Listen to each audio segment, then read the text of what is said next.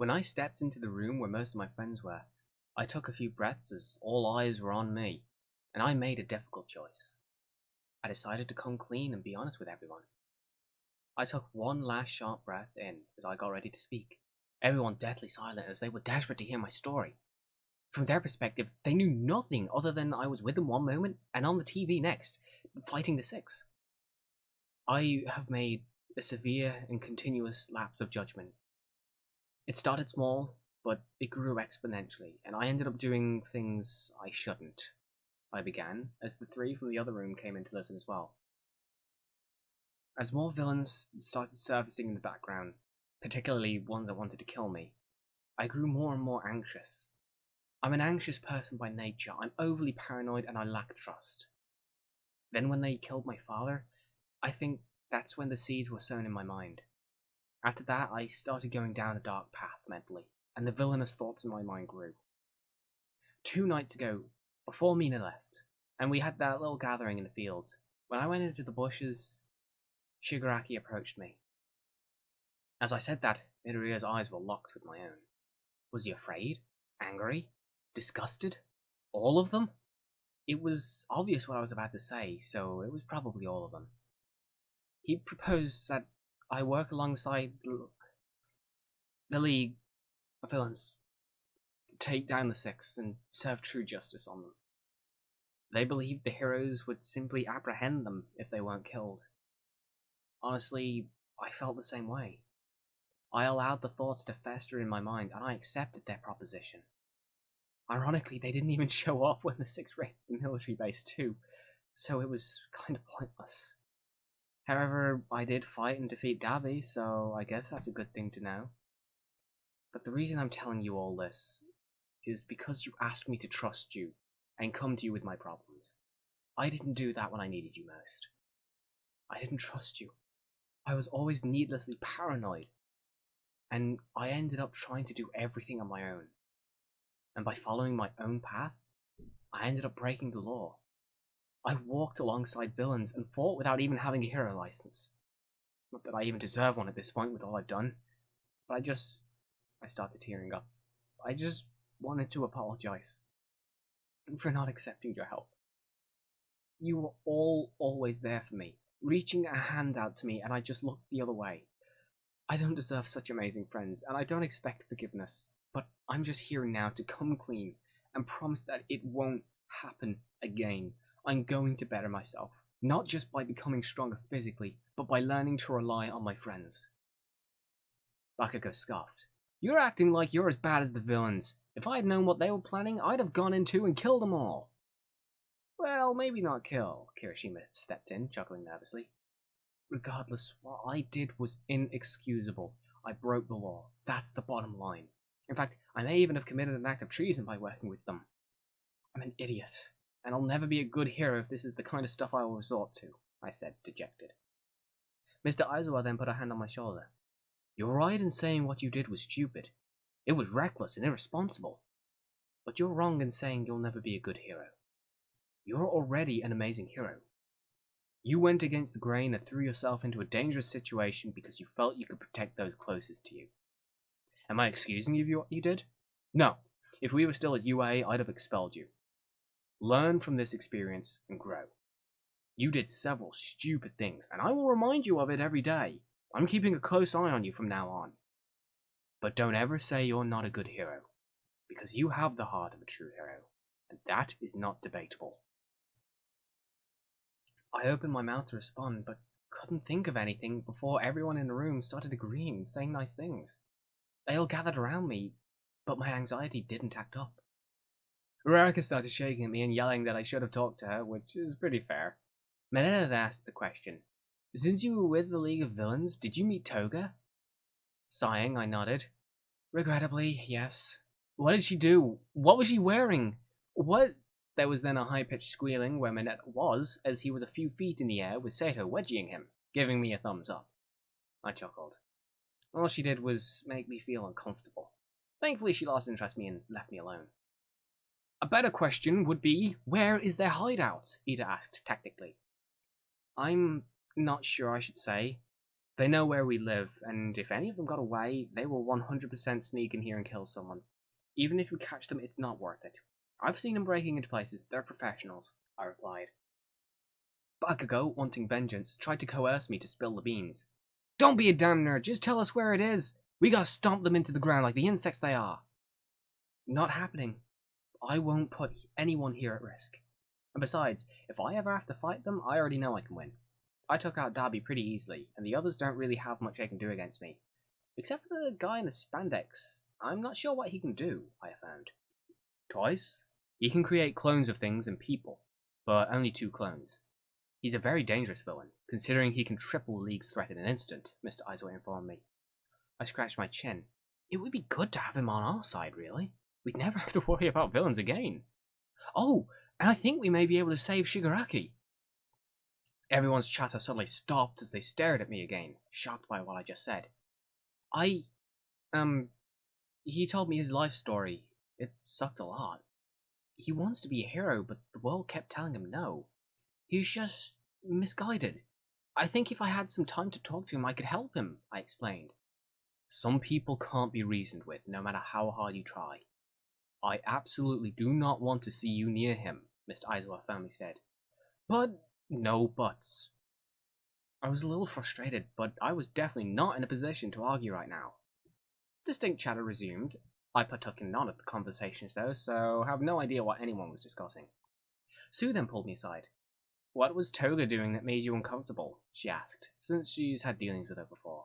She really wanted my blood. Anything else? No, nothing really.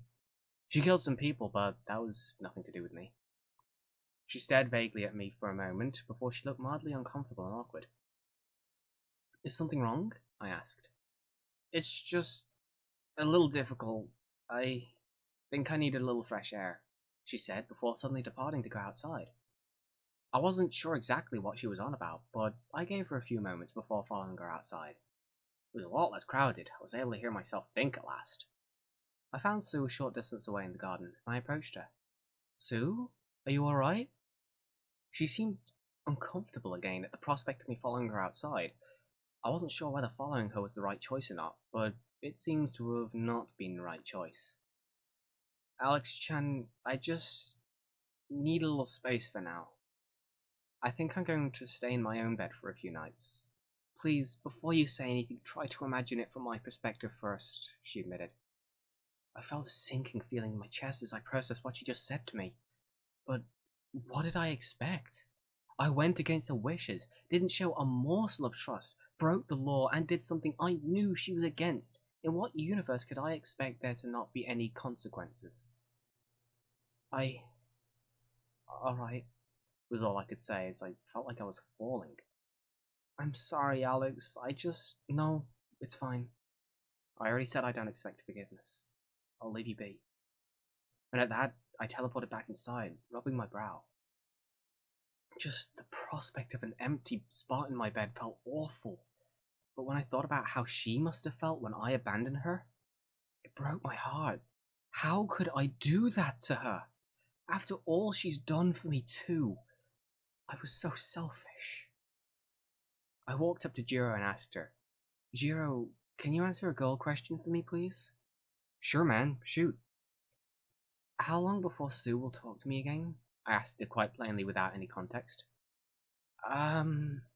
She thought, almost breaking out into a sweat as she thought of an answer.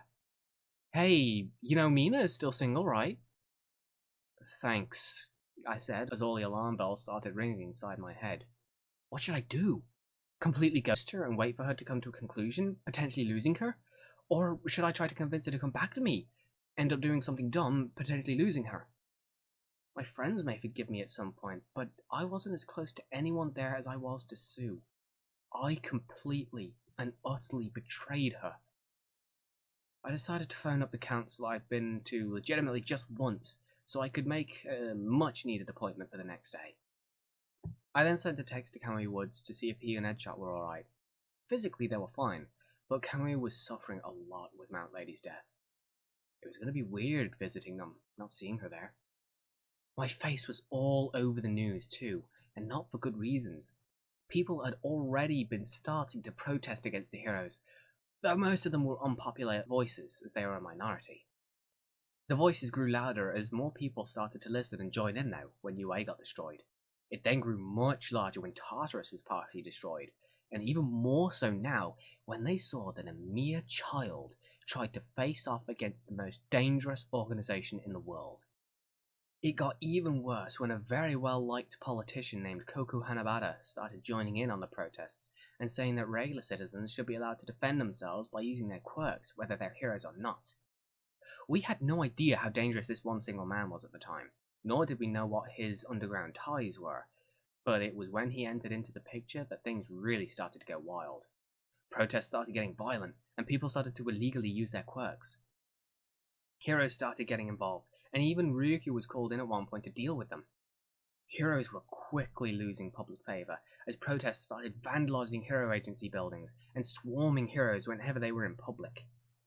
News agencies were having a field day with all the headlines they were able to produce regarding me, the Six, the protests, Hero Society, Quirk Society, and the escaped villains already committing crimes. Muscular was a properly evil man who had no intentions of changing, or even fighting for anything in particular. He was a cold-blooded murderer who killed for fun. He didn't even return to the League of Villains after breaking out. Moonfish was just the weirdo, honestly. I think he wanted to eat human flesh or something? He was on death row before escaping, so that was pretty bad. Overhaul had the ability to escape, but actually chose not to. He stayed inside his half-destroyed cell, complacently. It was quite the spectacle. All for One was deep within the facility, so there was no danger of him escaping. Stain also luckily was still well within Tartarus, in the wing that wasn't destroyed, so he never had the opportunity to escape.